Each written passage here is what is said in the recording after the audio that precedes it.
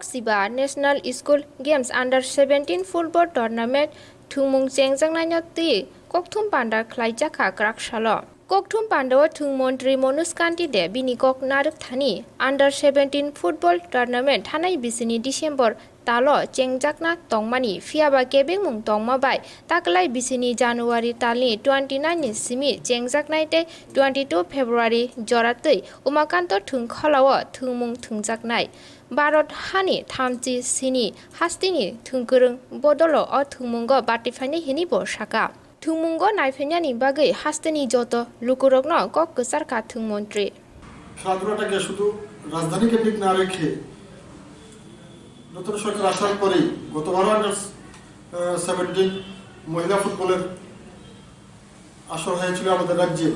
সেই সময় আমরা খেলাগুলোকে আগরতলা কেন্দ্রিক না রেখে বিভিন্ন ডিস্ট্রিক্টে আমরা ছড়িয়ে দিয়েছিলাম এবং এতে আমরা রাজ্যের প্রত্যন্ত অঞ্চলে বিভিন্ন মহকুমাগুলির মধ্যে ব্যাপক উৎসাহ এবং উদ্দীপনা আমরা লক্ষ্য করেছি। এই বছর আমরা সিদ্ধান্ত নিয়েছি যে ওয়েস্ট ডিস্ট্রিক্ট যে খেলাগুলি হবে সেটি আগরতলার মধ্যে হতে যাচ্ছে। আগরতলার 4টা মাঠ আমরা সেখানে চুজ করেছি।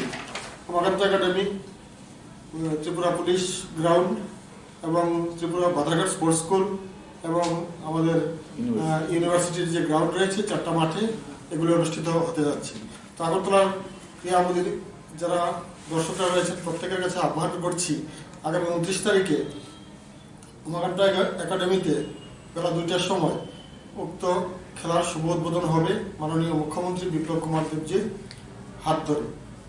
তো সেখানে উপস্থিত থেকে সবাই যাতে প্লেয়ারদেরকে উৎসাহিত করে এবং বিভিন্ন রাজ্য থেকে যারা প্লেয়াররা অংশগ্রহণ করছে তাদেরকে স্বাগত জানানোর জন্য রাজধানীর প্রত্যেকটা মানুষের কাছে আমি আহ্বান রাখছি। ডিরেক্টর শরদিন্দু চৌধুরী মহাশয় এবং সাথে রয়েছেন ত্রিপুরা স্পোর্টস বোর্ডের চেয়ারম্যান মহাশয়। তো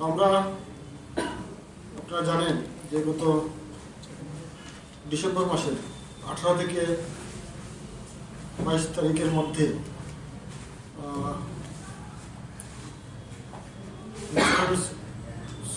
স্কুল গেমসের Under-17 বয়েজ ফুটবল যে টুর্নামেন্ট হওয়ার কথা ছিল, আসামে রেল চলাচল ওই সময় বন্ধ থাকার কারণে all India school federation of India ওই সবের জন্য খেলাটা বাতিল করে দেয় এবং পরবর্তীতে আমাদেরকে জানানো হয় যে মাসের জানুয়ারির 29 তারিখ থেকে ফেব্রুয়ারির 2 তারিখের মধ্যে খেলাটা সম্পন্ন করার জন্য।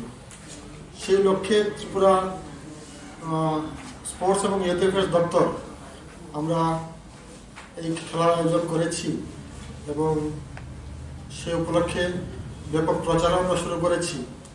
আমাদের উদ্দেশ্য একটাই, ত্রিপুরার যারা ক্রীড়ামোদী দর্শকরা রয়েছেন, ফুটবল প্রেমী দর্শকরা রয়েছেন, তাদেরকে মাঠে যাওয়ার জন্য আমরা আবেদন জানাচ্ছি। কারণ আমাদের সামনে যে সুযোগটা এসেছে এটা বারবার আসে না।